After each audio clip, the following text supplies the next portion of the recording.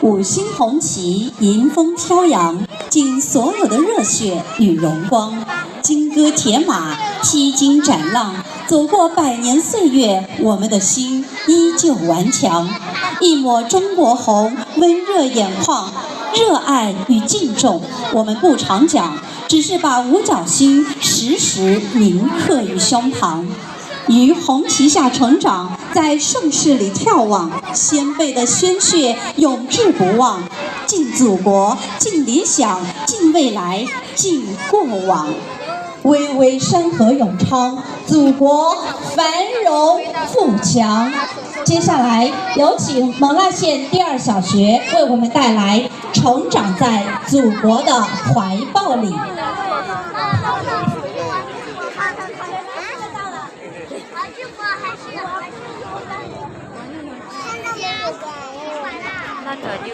那12你同学怎么吃完了呀？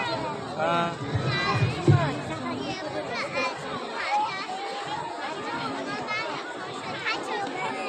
他说是其他班的同学推着他。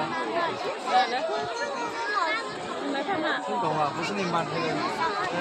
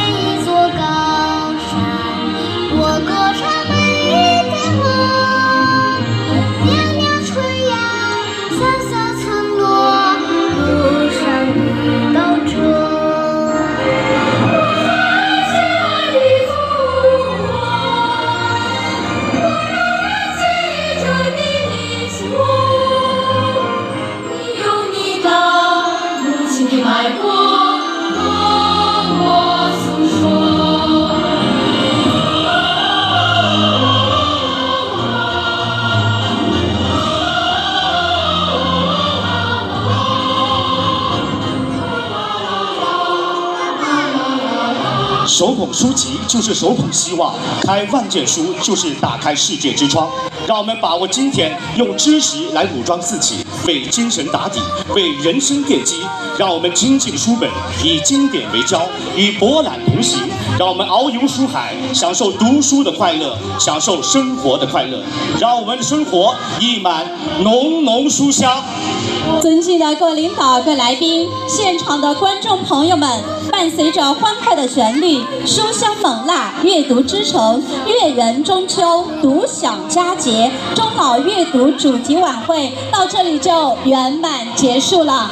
非常感谢今天大家的参与，祝大家节日快乐！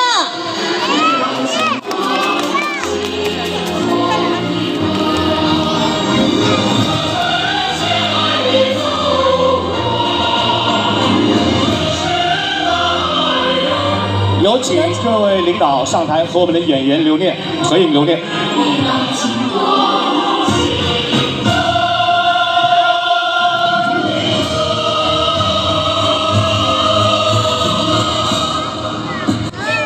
你过去。